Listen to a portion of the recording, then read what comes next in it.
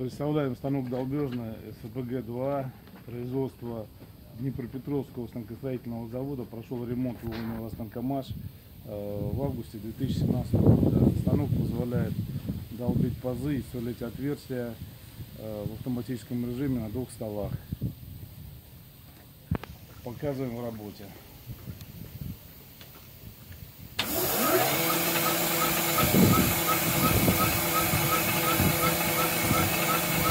Работает правый стол, когда доходит до упора, включается левый стол. Пошел левый стол.